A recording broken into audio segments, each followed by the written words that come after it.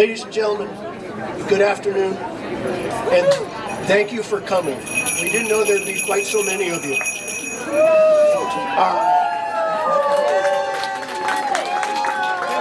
Happy anniversary!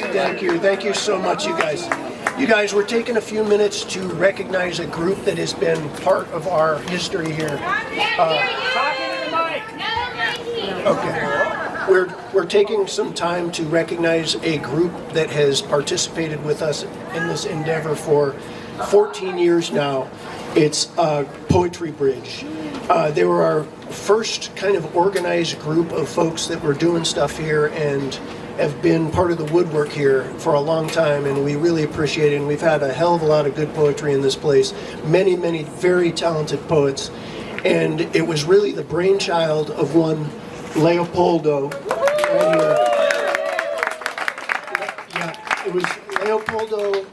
He came to me one day and we started talking, and it just seemed like it was going to be a great idea and a great fit for the coffee shop, and we had no idea how fantastic it would really work out. It's been a real benefit to the coffee shop and to the poets, all of the hundreds of poets who have spoken here. Our deepest appreciation. And they've come up with a few little ditties for this, to celebrate this fine day, and I'll turn it over to Leo, or actually... And I guess we'll use this opportunity for me and Cam to say thank you to everybody. It's really great to have you all here, and it's great to see so many old faces, especially you, man. Hey, easy on that old face comment, yeah. Buddy. Thank you so much, you guys. We appreciate it.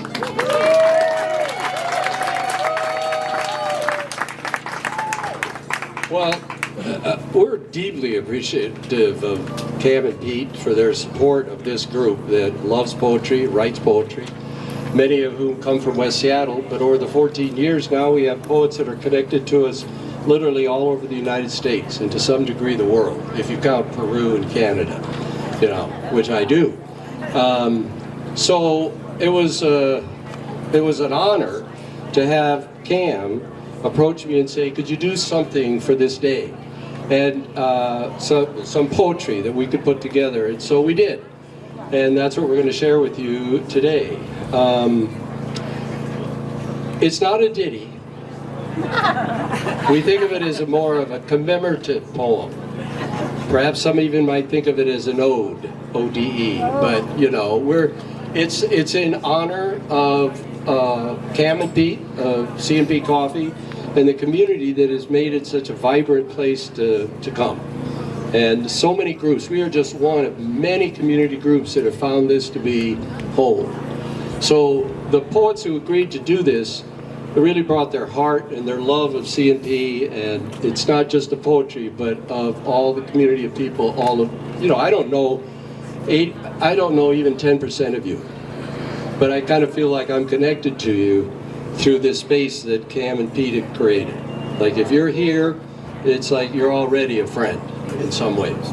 So I asked Pam Carter, who's one of our poets, if she would organize this, and she did. And I just want to have her say a few words about how this process came about.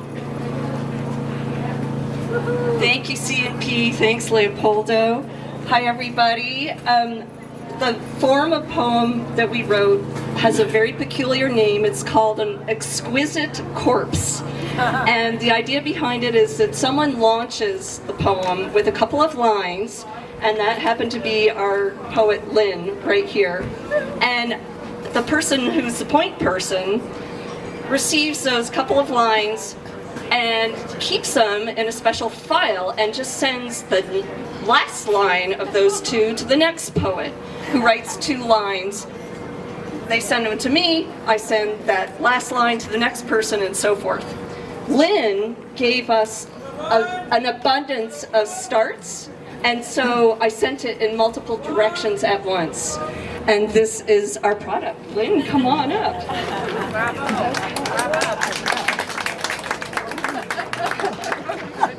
Hello. So, we poets find a home away from home here, a place to send our words winging without fear. PoetryBridge, stronger than the broken concrete one, steadfast throughout the darkness of COVID, bound our hearts and minds together and zoomed us out, far out into the world. Cardamom and persimmon carry downwind, the kind of memory found when we are together like this, witnessing with open hearts. The goddess of poetry, unfurling her syllables, spiraling galaxies, careening and pulsating us beyond our mortal bodies, back into stardust. Carbon and phosphorus, common and particular, matter a shimmer.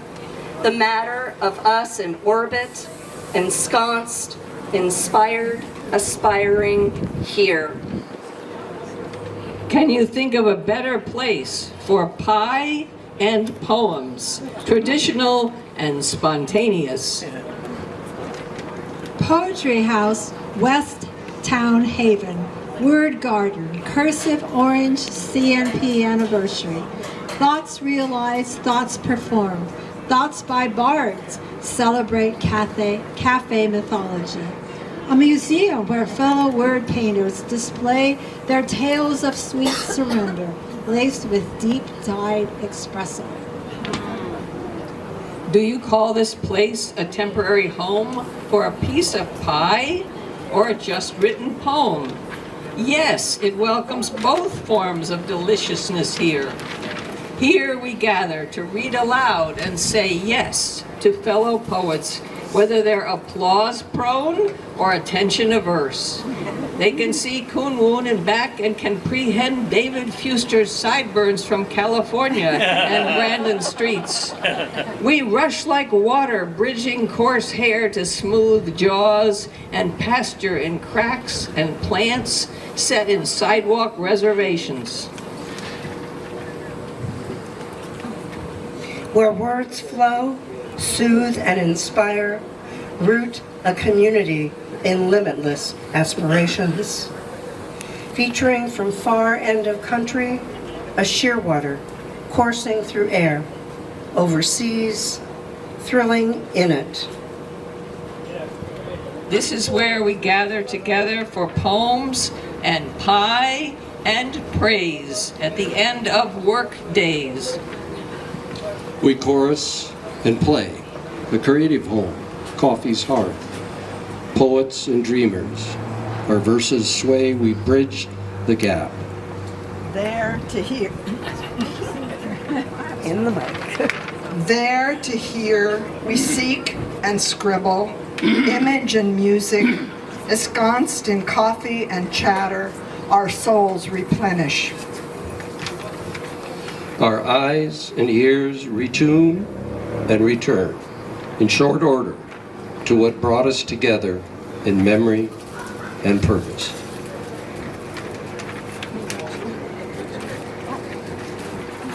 Well, thank you. That was our poem.